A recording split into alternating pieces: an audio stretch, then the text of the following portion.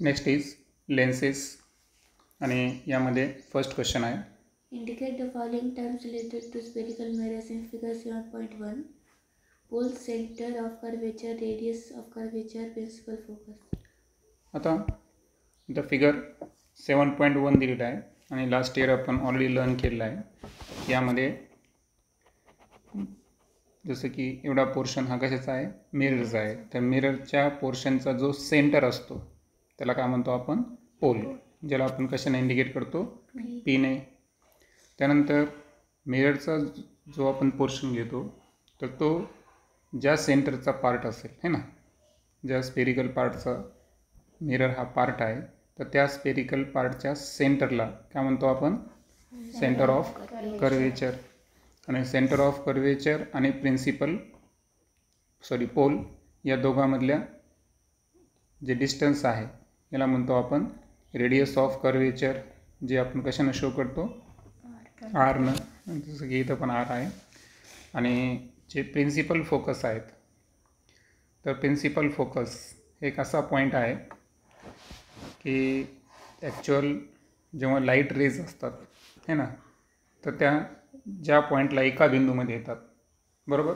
समजा आपल्याला माहीत आहे की सपोज आपण एखादा लेन्स घेतला आणि जे पॅरलल लाईट्स आहेत, ओके, इन्सिडंट लाईट, तर हा रिफ्लेक्शन नंतर काय होतो, एका बिंदूमध्ये ते काय येतात, एकत्र येतात. आणि त्या बिंदूला आपण काय म्हणलो होतो, एफ, प्रिन्सिपल फोकस. आणि जनरली जर पाहिलं आपण तर सेंटर ऑफ कर्वेचर आणि पोल या दोघांच्या सेंटरला काय प्रेझेंट असतं, प्रिन्सिपल फोकस प्रेझेंट असतो, बरोबर. आणि हे जे डिस्टन्स असतं प्रिन्सिपल फोकस आणि पोल यामधला काय म्हणतो आपण, focal length, which is the half of the radius of curvature. आणि अजून आपण जे पाहिलं होतं मिरर फॉर्म्युला पाहिला होता आपण मिरर संदर्भात, ठीक आहे नाही, तर तो काय होता, 1/f is equal to 1/v plus 1/u. याला काय म्हणतो आपण, मिरर फॉर्म्युला. अशा काही गोष्टी आपण पाहिल्या होत्या. Next, How are concave and convex mirrors constructed? आता कॉन्केव्ह आणि कॉन्व्हेक्स मिरर कसे बनवतात, तर जे थिक प्लेन मिरर आहे ना त्याची ग्रिंडिंग करून, ओके, जे बनवले जातात ते मिरर जे आहेत ते असतात कॉन्व्हेक्स टाईपचे. आणि जे ॲक्रिलिक प्लास्टिक असतं, ओके, त्याला ग्रिंडिंग करून ग्राउंडेड करून त्याच्यापासून जे मिरर बनवतात तर ते असतात कॉन्केव्ह मिरर. त्यानंतर स्टार्ट करू आपण lenses. You must have seen lenses used in day-to-day life. आता आपल्या दैनंदिन जीवनामध्ये आपण लेन्सचा यूज करत असतो. Some examples are the lens used by old person for reading, lens embedded in the front of the door of the house, the lens which the maker attached to his eye, etc. आता आपल्या दैनंदिन जीवनामध्ये आपण lenses जे बघतोय, आपल्याला माहीत आहे की जे वयोवृद्ध व्यक्ती आहेत, ओल्ड पर्सन, तर ते रीडिंग पर्पजसाठी लेन्सचा वापर करतात. त्यानंतर जे हाऊसचं फ्रंट डोअर असतं आहे की नाही, आता मॉडर्न हाऊस सिस्टीम जर पाहिलं त्याच्यात लेन्स एम्बेडेड म्हणजे बसवलेले असतात, त्याच्यामुळे आतूनच कळतं की बाहेर कोण आलेलं आहे. आणि थर्ड जर पाहिलं आपण तर जे वॉच मेकर्स आहेत किंवा असे काही सूक्ष्म नटांचं वगैरे काम करणार, कारण आपल्यामध्ये घड्याळीचे जे पार्ट्स असतात ते अतिशय सूक्ष्म असतात, ते क्लिअर दिसण्यासाठी हाऊस मेकरसुद्धा त्याच्या डोळ्याच्या वर काय लावत असतो, एक लेन्स लावत असतो. Lenses are used in spectacles. आणि स्पेक्टॅकल जे आपले चष्मे आहेत त्याच्यामध्ये लेन्सेसचा यूज होत असतो. They are also used in telescope as you learned in the previous standard. आणि टेलिस्कोपमध्ये आपण पूर्ण कन्स्ट्रक्शन पाहिले, आपल्याला माहिती आहे की 2 टाईपचे लेन्स त्या ठिकाणी यूज केले असतात. एक असतो आयपीस आहे ना, आणि एक असतो ऑब्जेक्टिव्ह लेन्स, बरोबर. A lens is a transparent medium bound by two surfaces. आता मिरर आणि लेन्सला जर आपल्याला डिफरन्शिएट करायचं असेल तर लेन्स जो होता तो एक पोर्शन होता फक्त, आहे की नाही, सिंगल सरफेसचा. परंतु लेन्स जो आहे हा एक असा ट्रान्सपरंट मीडियम आहे की ज्याला किती सरफेस असतात, 2 सरफेस असतात. The lens which has two spherical surfaces which are puffed up outwards is called a convex or double convex lens. आता ज्या लेन्सचे दोन्ही स्पेरिकल सरफेस हे पफ ऑफ आउटवर्ड्स म्हणजे बाहेरच्या दिशेने थोडेसे फुगीर असतील तर अशाला आपण काय म्हणतो कॉन्व्हेक्स किंवा अदरवाईज त्याला आपण डबल कॉन्व्हेक्स लेन्स पण म्हणू शकतो. दॅट्स कारण रिझन माहिती आहे आपल्याला की दोन सरफेसचा आपण यूज केलेला आहे. This lens is thicker near the center as compared to the edges. आणि जे कॉन्व्हेक्स लेन्स आहे त्याचं वैशिष्ट्य जर पाहिलं आपण तर जो सेंटर असतो तर सेंटरच्या जवळ थोडासा कसा आहे तो जाड आहे है ना. जे एजेस आहेत ते थोडेसे थिनर असतात त्यांचे. The lens with both surface spherical on the inside is called a concave or double concave lens. आणि लेन्सचे दोन्ही सरफेस जे आहेत ओके हे आतल्या बाजूला जर स्पेरिकल असतील तर अशाला काय म्हणतो आपण कॉन्केव्ह किंवा double concave lens. This lens is thinner at the center as compared to its edges. आता आपण वरती पाहिलं होतं कॉन्व्हेक्स लेन्समध्ये काय पाहिलं सेंटरला थिक आणि एजेसला थोडे थिनर होते. परंतु जे कॉन्केव्ह लेन्स आहेत तर ते सेंटरला थोडेसे कसे आहेत थिनर आहेत आणि एजेसला थोडेसे कसे असतात थिकर असतात. Different types of lens are shown in figure 7.2. आता इथे आपल्याला एकूण 6 प्रकारचे लेन्स दाखवलेले आहेत. पहिला जो लेन्स दिसतोय आपल्याला तो आहे बाय कॉन्व्हेक्स लेन्स. दुसरा जो फिगर दिसते आपल्याला ओके सेमी सर्कलसारखी ती आहे प्लानो कॉन्व्हेक्स. त्यानंतर नेक्स्ट आहे पॉझिटिव्ह मेनिस्कस ओके. त्यानंतर आहे बाय कॉन्केव्ह लेन्स. आता आणि पहिले जे तिन्ही टाईप्स आहेत तर ते कशामध्ये येतील कॉन्व्हेक्स टाईप्समध्ये येतील. नंतर आहे बाय कॉन्केव्ह चौथा आहे सेम पद्धतीनं प्लानो कॉन्केव्ह आणि नंतर आहे निगेटिव्ह मेनिस्कस. तर पॉझिटिव्ह निगेटिव्ह तुम्हाला एकमेकांचे अपोजिट दिसतील पहा आहे की नाही. A ray of light gets refracted twice while passing through a lens. Once while entering the lens and once while emerging from the lens. आता मिररमध्ये लाईटचं काय झालं होतं रिफ्लेक्शन बरोबर आहे का. परंतु जे डिफरंट टाईपचे लेन्सेस आपण आता स्टडी केलं तर याच्यामध्ये 2 काय केलेलं आहे स्पेरिकल सरफेस वापरले आहेत. दॅट्स वाय जेव्हा ही अ रे ऑफ लाईट हिचं रिफ्रॅक्शन होईल है ना तर हे रिफ्रॅक्शन किती वेळेस होतं ट्वाईस ओके. एकदा पहिल्या लेन्समधून पास होत असताना okay once entering while the lens and once while emerging from the lens म्हणजे लेन्समध्ये एंटर करताना एकदा आणि लेन्समधून बाहेर पडताना एकदा अशा पद्धतीनं ट्वाईस म्हणजे 2 वेळेस त्याचं रिफ्रॅक्शन होईल. The direction of the ray changes because of these refractions. आणि आपल्याला माहीत आहे की एका ट्रान्सपरंट मीडियममधून अनदर ट्रान्सपरंट मीडियममध्ये जेव्हा लाईट एंटर करतो तेव्हा त्याचं त्या मीडियममधली स्पीड काय असते डिफरंट कारण त्याचं रिफ्रॅक्टिव्ह इंडेक्स डिफरंट असतो आणि दॅट्स वाय त्याचा इम्पॅक्ट कशावर होतो लाईटच्या डायरेक्शनवर. कारण लाईट काय करेल डेन्सर मीडियममध्ये जात असेल रेअरमधून डेन्सरमध्ये तर नॉर्मलच्या दिशेने काय होईल बेंड आणि जर डेन्सरमधून रेअर म्हणजे लेन्समधून आता ती एअरमध्ये पडत आहे असा ती नॉर्मलपासून काय जाईल अवे जाईल. म्हणजे अशा पद्धतीनं जी रेची डायरेक्शन आहे ही चेंजेस होते refraction फेनॉमेनामुळे. Both the surface of most lenses are parts of a sphere. आता हे आपण या अगोदर पण सांगितलं की जास्तीत जास्त लेन्सचे जे दोन्ही सरफेस आहेत हे ॲक्च्युअल कुणाचे पार्ट असतात स्पेअरचे पार्ट असतात. जसं की तुम्ही तर ए फिगरमध्ये कॉन्व्हेक्स आणि बी फिगरमध्ये कॉन्केव्ह लेन्स कसे तयार झालेले आहेत. फक्त काय झालं माहिती आहे का आता या पूर्ण कन्सेप्ट आपण अगोदर समजून घेऊ काय आहे. पहा आता हा आहे centre of curvature 1 centre of curvature 2. पहिला लेन्सचा जो पोर्शन आपण घेतला आहे ना हा जर पोर्शन घेतला आपण ओके तर हा पहिल्यावाल्या स्पेअरचा पोर्शन आहे बरोबर. आणि हा सेकंडवाला आणि त्यांचा एवढाच पोर्शन घेऊन जेवढा डार्क पार्ट दिसतोय तेवढाच आपला काय आहे लेन्स आहे ओके. आता यामध्ये सेंटर आहे म्हणजे रेडियस ऑफ कर्वेचर आल्या R1 आणि R2 ओके. आणि त्यानंतर हे जे पॉईंट दिसतात आपल्याला ए आणि बी एवढा जो पोर्शन आहे डार्क केलेला ओके. तर हे आहेत आपले लेन्स ॲक्च्युअल लेन्स. आता हे लेन्स जर पाहिलं आपण हा कोणत्या टाईपचा लेन्स आहे कॉन्व्हेक्स लेन्स. आणि सो 2 सरफेस घेतले आपण S1 आणि S2. ओके, सो जास्तीत जास्त लेन्स जे आहेत ना हे पार्ट्स असतात 2 स्पेअरचे. ओके, त्यानंतर सेकंडमध्ये जर पाहिलं आपण कॉन्केव. आता हे याला आपण काय म्हणू की हे ॲक्च्युअल एकमेकांना त्यांनी काय केलेलं आहे, ओव्हरलॅप्स केलेलं आहे, हे की नाही. तेव्हा काय तयार झालं या ठिकाणी, कॉन्केव लेन्स, कॉन्व्हेक्स लेन्स. आता सेकंडमध्ये जर पाहिलं आपण तर दोन्ही सर्कलमध्ये थोडं डिस्टन्स दिसेल, बरोबर. हा याच्यात एक अजून राहिलं की इथं ओ दिसतोय तुम्हाला. तर हा जो पुढं आपण शिकणार आहे ॲक्च्युअल काय असतो तो ऑप्टिकल सेंटर. ओके,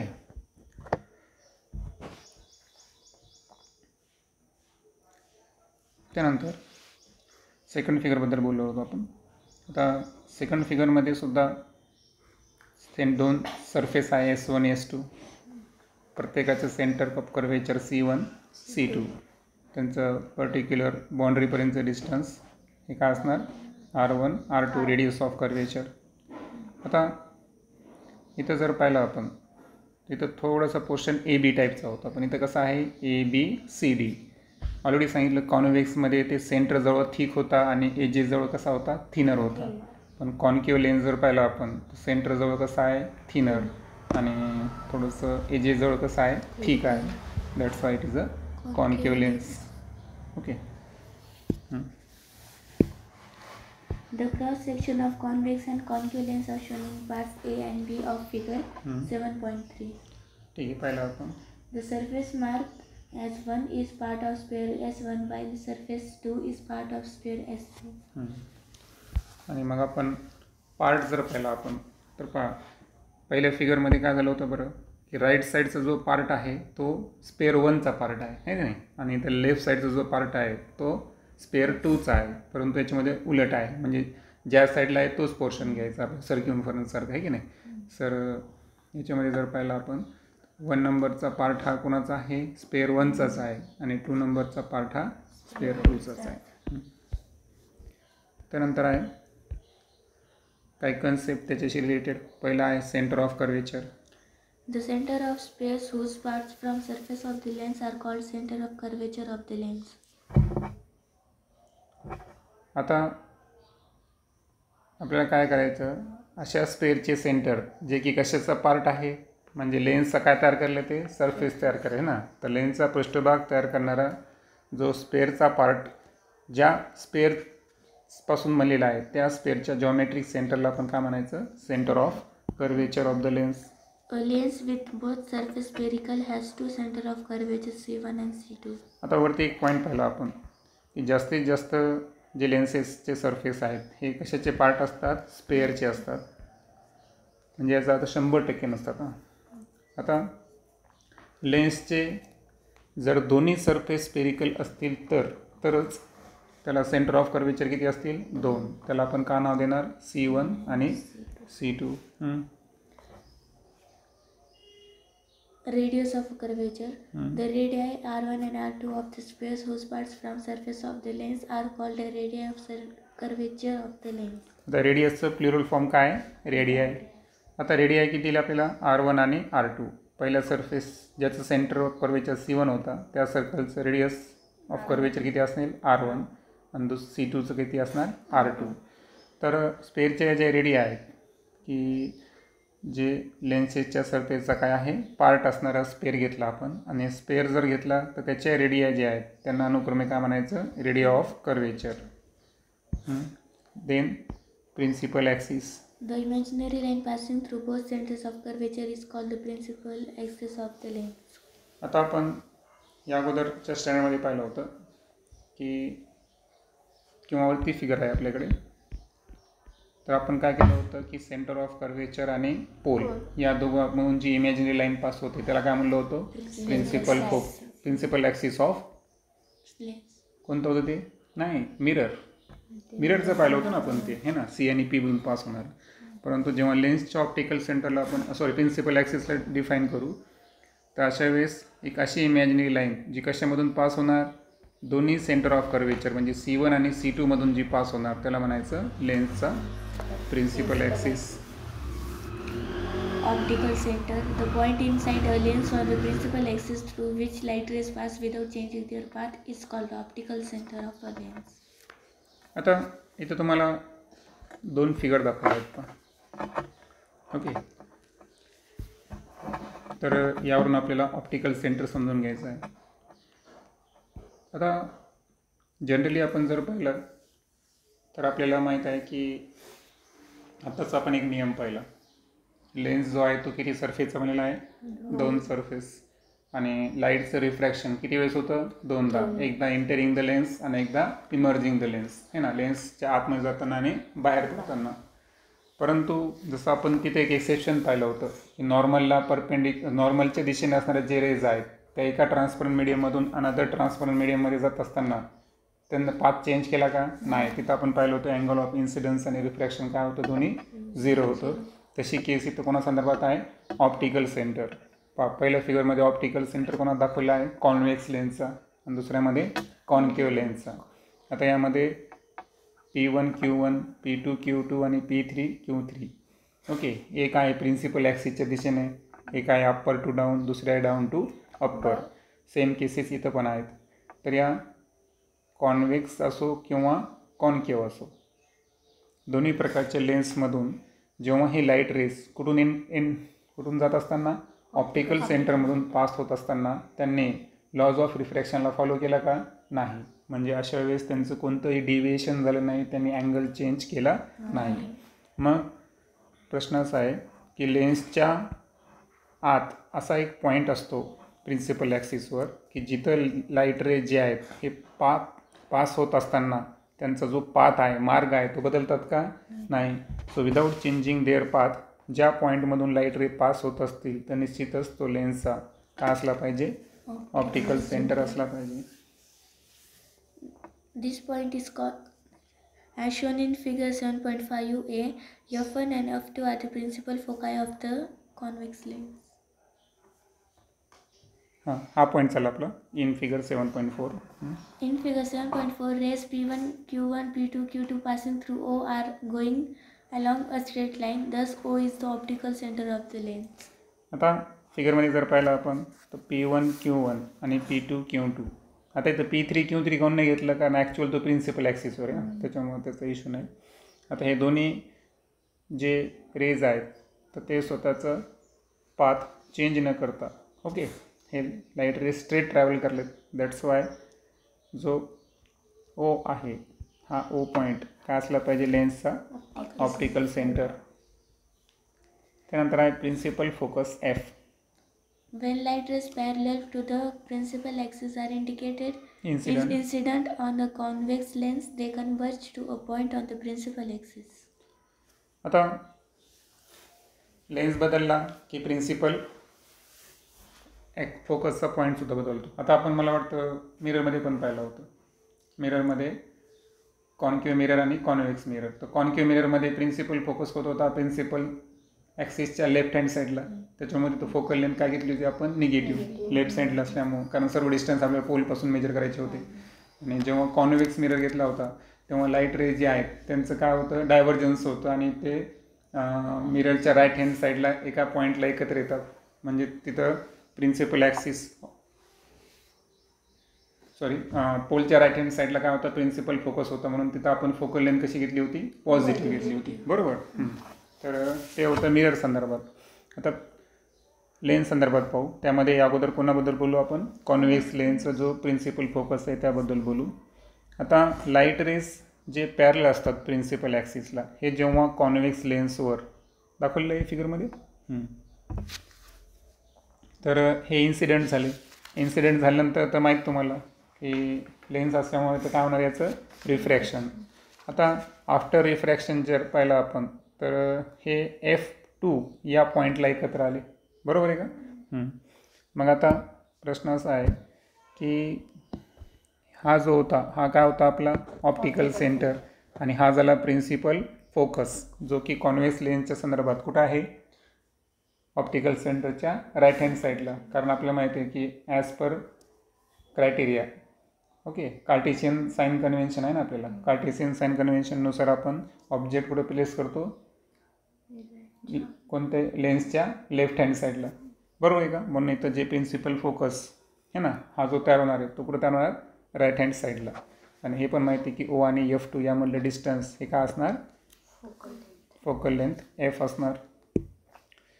आता कन्सेप्ट आपली अशी होती की जेव्हा लाईट रेज प्रिन्सिपल ॲक्सिसला कशा असतात, पॅरल असतात, अशा वेळेस जेव्हा ते कॉन्व्हेक्स लेन्सवर इन्सिडेंट होतील तेव्हा ते एका बिंदूमध्ये एकत्र आले. एका बिंदूमध्ये एकत्र येणे या फेनॉमेनाला काय म्हणतो आपण, कन्व्हर्जन्स. म्हणजे ते सर्व रेज काय झाले, एका बिंदूमध्ये आले आणि ज्या पॉईंटला प्रिन्सिपल ॲक्सिसच्या येतील एकत्र त्या पॉईंटला आपण काय म्हणणार, त्या लेन्सचा प्रिन्सिपल फोकस. कोणत्या लेन्सचा, कॉन्व्हेक्स लेन्सचा.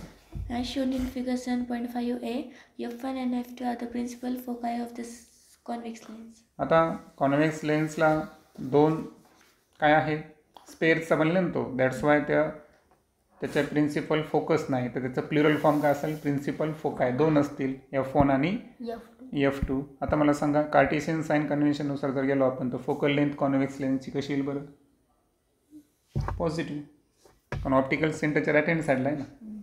आणि कार्टेशियन साइन कन्व्हेन्शन काय सांगतो तुम्हाला माहिती आहे ना. पहा पण एकदा रिवाईज करून देतो मी तुम्हाला.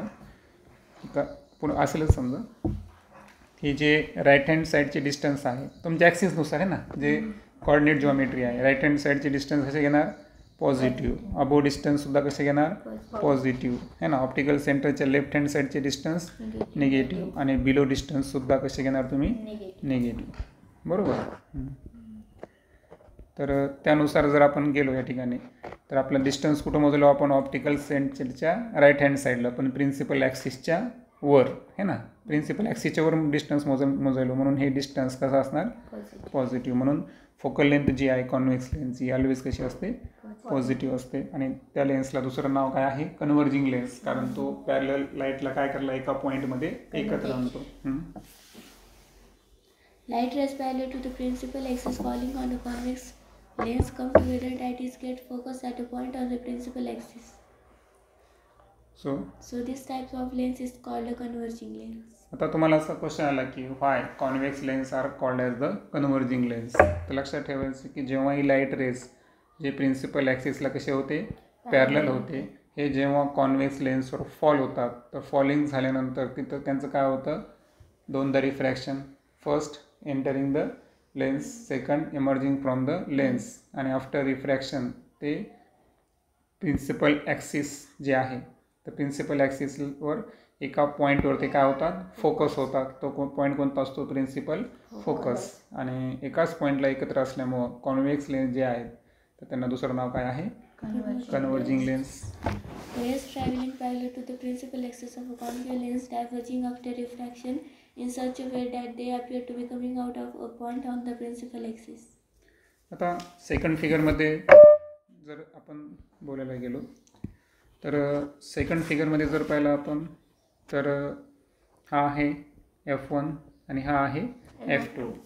आता हे सर्व रेज जे की इन्सिडेंट लाईट आहेत तर हे सर्वचे सर्व कसे आहेत, पॅरलल आहेत.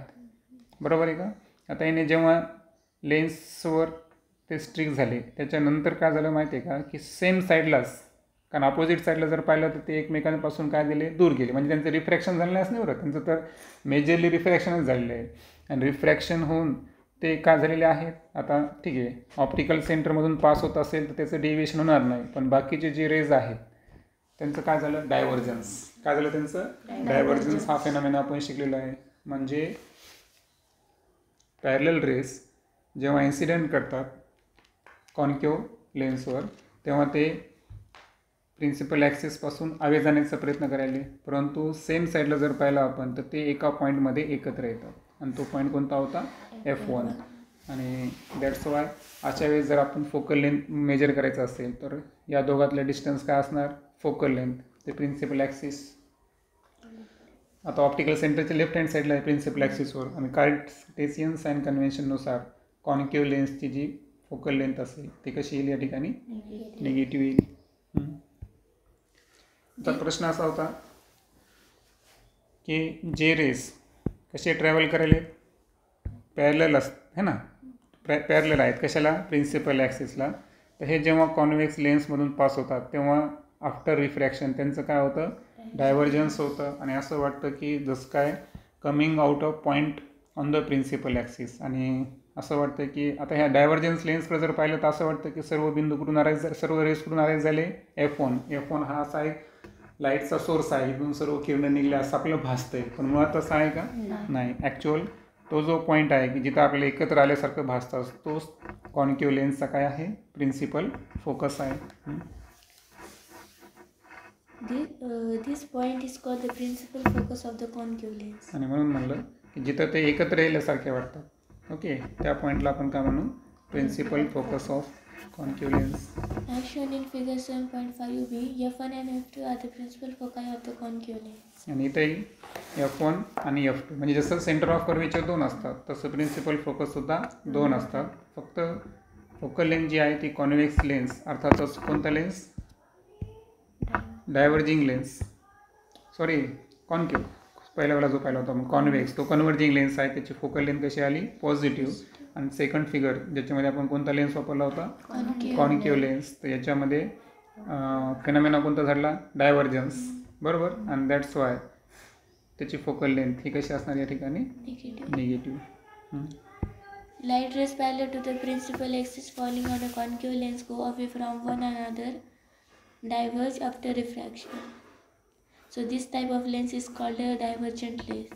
पुन्हा एकदा गिव्ह रिझन, ठीक आहे, की जे कॉन्केव्ह लेन्स आहे त्यांना डायव्हर्जंट लेन्स का म्हणायचं, कारण लाईट रे जे आहेत जे प्रिन्सिपल ॲक्सिसला पॅरल असतात हे जेव्हा फॉल करतात कशावर कॉन्केव्ह लेन्सवर, याच्यातून रिफ्रॅक्शन झाल्यानंतर असं वाटतंय की जे लाईट रेज पॅरल होते त्यांचं काय झालं आहे त्या ठिकाणी डायव्हर्जन, एक्सेप्ट कोणती सोडून जी ऑप्टिकल सेंटरमधून प्रिन्सिपल ॲक्सिसमधून पास झाली होती ऑप्टिकल सेंटरमधून, ती वगळता बाकीच्या सर्व रेजचं काय होतं डायव्हर्जन्स होतं. आणि हे डायव्हर्जन्स होऊन ते कसे ॲपियर वाटतात लेफ्ट हँड साईडला F1 पॉईंटवर एकत्र आल्यासारखे वाटतात, है ना, फोकल लेंथ निगेटिव्ह. अशा टाईपच्या लेन्सला काय म्हणायचं divergent lens. Focal length, the distance between the optical center and the principal focus of a lens is called its focal length. आणि हे तर आपण बऱ्याच वेळेस डिस्कस केलं, पहिल्या फिगरमध्ये OF2 आणि दुसऱ्या फिगरमध्ये F1O, है ना. The distance between the optical centre and principal focus, म्हणजे ही डेफिनेशन दोघांना अप्लिकेबल आहे.